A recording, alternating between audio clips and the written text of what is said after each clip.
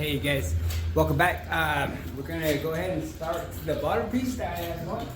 So, this is what we came up with. We changed it up. We got rid of the legs and we decided to put this top of another door. I cut it down to make it fit in between here. We cut the panel, put the panelings, reslid it back in there. Built the bottom frame. We're gonna sand it, putty it, put some wood filler in it, and sand it and stain it and make it all the same color. So come on, check this out.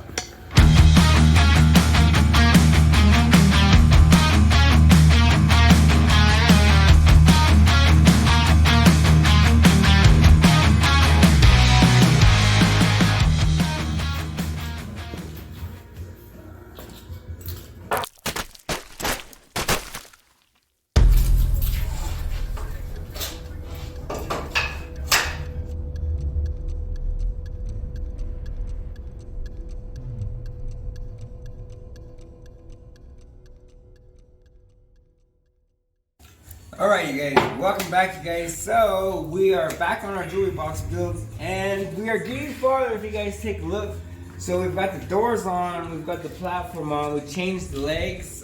They went from those legs that we had somewhere, they're floating around. The ones that we had made, I don't know where they were. Let's see. Is not here anywhere? Oh, they're over here. Let's see. Let's go check these out right here. Oh yeah, so we had made these.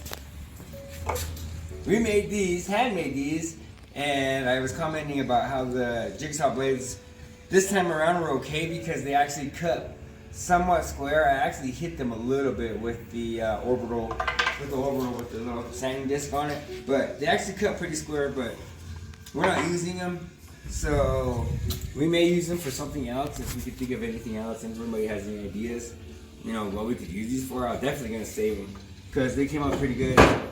Can't bring ourselves to throw them away, but we changed it out. We put this square platform on here now. It is, probably like 4 inches. It is whatever we had scrapped. That's what it is. 4 3/4 tall. 4 3/4 tall. It's 27. I don't remember what color. It's 21 and a half wide. 4 3/4 tall. 20 and a half wide. 20 and a half. 21 and a half. Same thing on top. We got the jewelry pop. The top, I guess you could say, still needs to be puttied, finished, sanded. We need to make a top for it and make all the little partitions for like watches and jewelry and rings and stuff like that. And then we're gonna do our drawer boxes with our frames. So we cut down, we retook all those old frames that we had apart. They were huge. They were like 4 feet tall by like 30 inches wide doors. They were fat doors. We recut out the pieces, gotta resand them. And they're gonna sit just right in between there, just like that. When they're done. So these are all put together and they're dry. But essentially these three will sit like that after we get them on the drawer boxes. And it'll all be flush. And then this will also be done, be sanded, putty, finished. And then there'll be a top, I guess you could say. Still trying to figure out what we're going to use for that. So, I mean, I think it came out pretty good actually. The door's open for your necklaces, and it's got an 1.5 inches there for depth for your necklaces. So if anybody's got any big pendants, sorry, no gold clocks in this thing, you guys. So, but anyway, you could definitely put a lot of Native American jewelry now that I'm thinking about it. Like, just a lot of turquoise and stuff, like just really thicker, some of the thicker stuff, I guarantee you. People are walking around with, 1.5 inches thick things. So this is perfect for necklaces. Also, we're still thinking about what else we want to do in there, but we're going to go ahead and continue on working on this so that way we can get it done and get it out of the way, and we can continue on with the next build that we'll have going on. So, but we'll also have hardware put on. We'll have, magnets and stuff to close and, grab our pieces and hold them in place. A lock for the top, pulls. I have hardware somewhere, but you'll see them eventually when we get to that point. But for now, we'll just go ahead and keep on getting this build going. We'll get the front sanded and put on. So we'll just keep on going, guys, and just keep on watching along, guys. Just a quarter. All that's gonna hold all the weights in.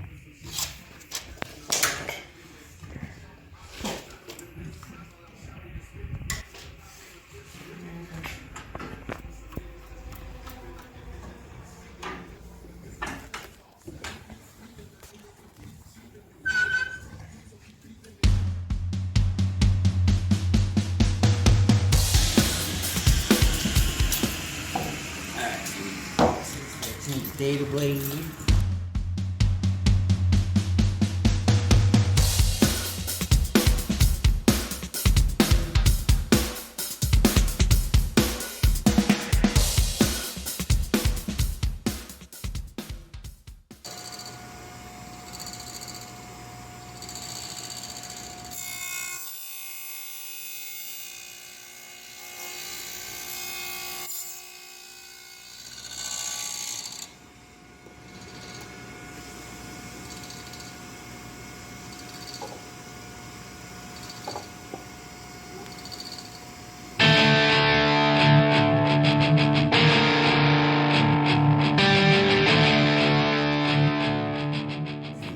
Those quarters. Okay.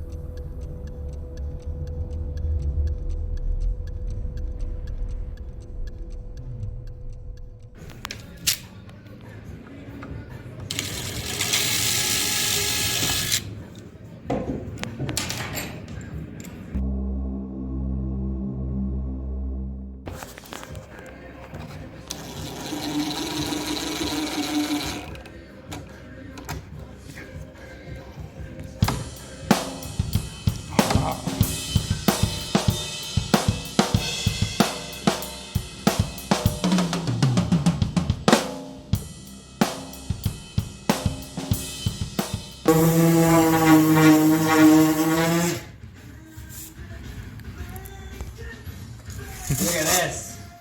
Now this sandpaper is a Diablo, but it's a 220, I'll give it that. It's a lot more finer than the 80 Hercules that I was talking about earlier. I wasn't gunking up. Look how this one's pretty gunked up. This one's a lot finer though. So obviously that probably does play a factor in it, I think. Because it's a finer grit, I think it obviously it gunks up a lot more because I was sanding the same stuff off, the same lacquer.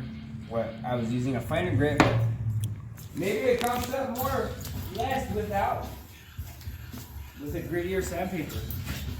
Maybe it just throws away the, kind of like chucks off the maybe I'm lying. Here's this one. I forgot about that.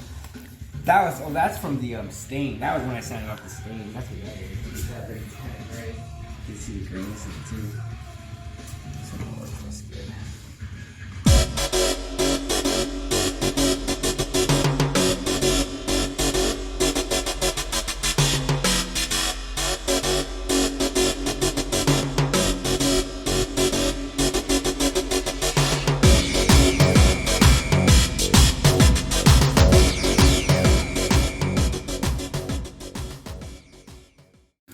Okay.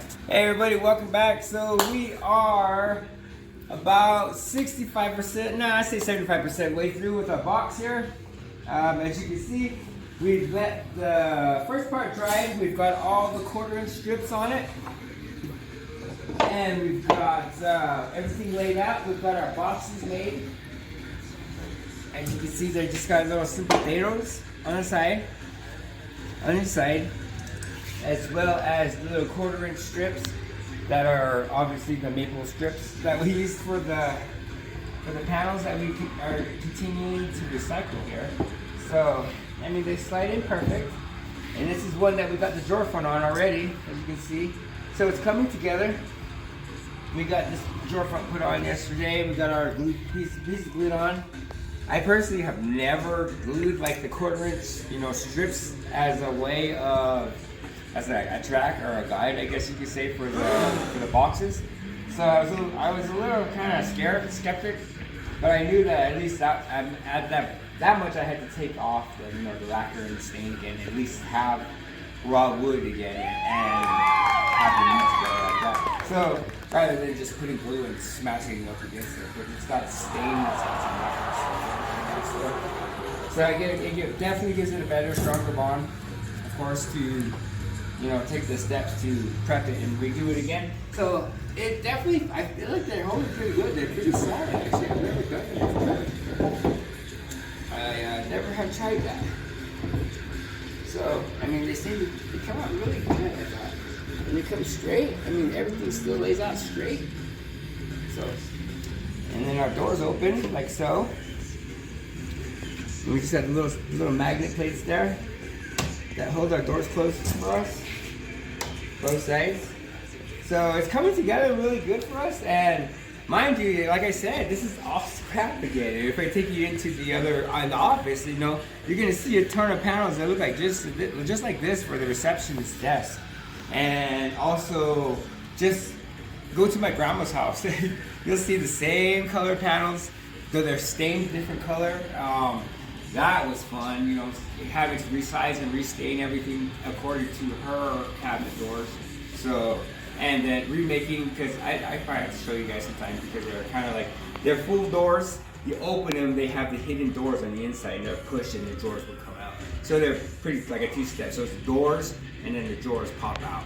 So I kind of came up with that on the fly. I didn't go in planning on doing that, and it just kind of ended up coming out that way. But it turned out really good. So I have to show you guys on that one. Just speaking randomly. But anyway, going off topic, you guys. So, but we're gonna continue on with this build, and let's continue to get these fronts on. We'll get this piece sanded right here. This is for the top, actually.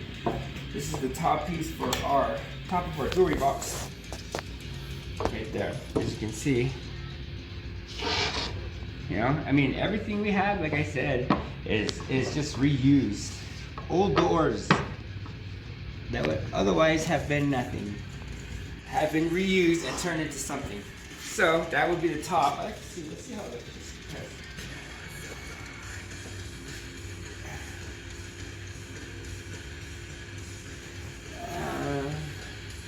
It's a little off center here. Okay. Right there. So it should be pretty flush for the most part, right there. Not too bad. I mean, for it being very custom, I think it came out really good. And once we get that middle piece, I need to sand it still so I can stain it. And that would be the top. It'll be capped off. And then we'll put the piano hinge over here on. That's a 12-inch or whatever they are. I don't even know what they are. I guess it says it right there. Or it's an 11 or a 10. It's probably a 10, I think. It doesn't say. It's a 10 or 11 or something. Anyway, the good thing about it is that it fits right evenly on this solid runner here.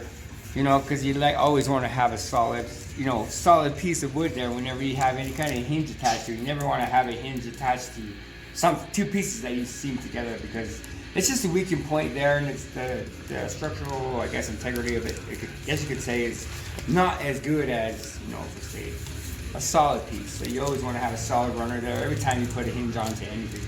So, but yeah, we'll have this there. That'll be there like that. Opens and closes. But we'll get to work, and we'll get that going so we can get the hinges off and just show you how it looks when it's done, all right?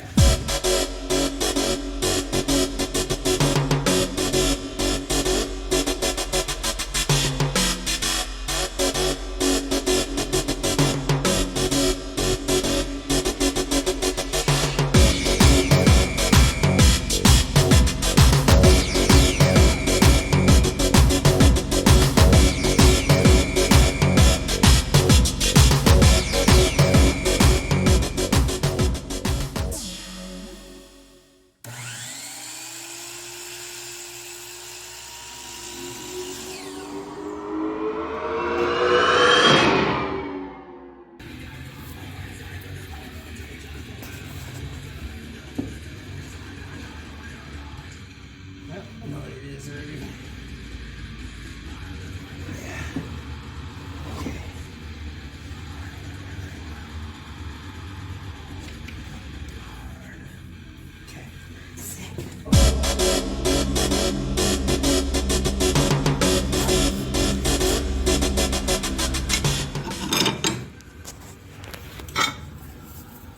Just make sure these ones are facing toward you. Right? This is, you can see it. It says rotation out.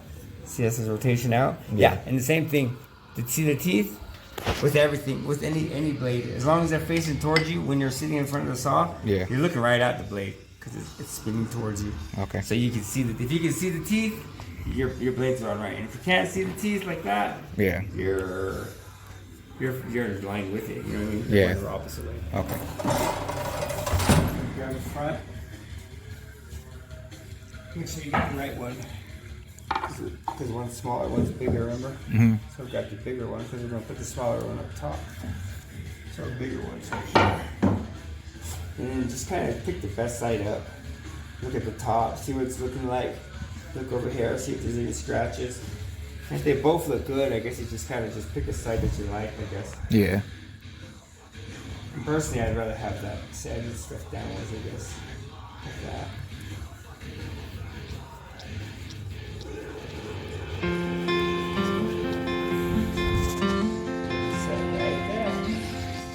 We'll go ahead and get the piano hinge on here. So we'll try to get it laid out in the center as possible. So we'll just go ahead and divide this piece in half, which is 6 inches. So because it's a 12-inch piano hinge. And I can see with the pencil mark with that, so I'm gonna go with that. Okay, and we'll find a halfway mark on this one. 21 and a half is 11 and 3 or 10 and 3/4, right? 11 and 10 and 3/4. 21 and a half. Yeah. Is it? Let's see. 10 and 3/4. 10 and 3/4. Sure is. Pretty close.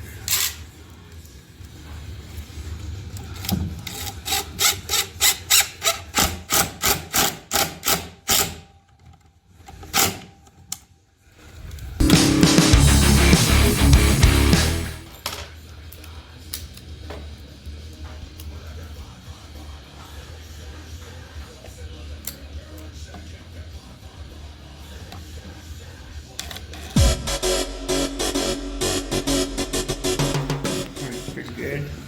Yeah. Clamps didn't move. Looks good. So we're making our way on up, guys. We're leveling it up 1, 2, 3, just like you should be doing everywhere else in life.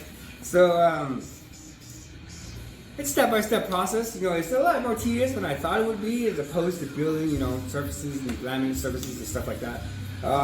Definitely, it's more hands-on, I think, and it takes a little bit of time. Come to find out. So just stay along, you guys, and keep going, and keep on watching. Thank you guys so much. So, and we'll keep on building.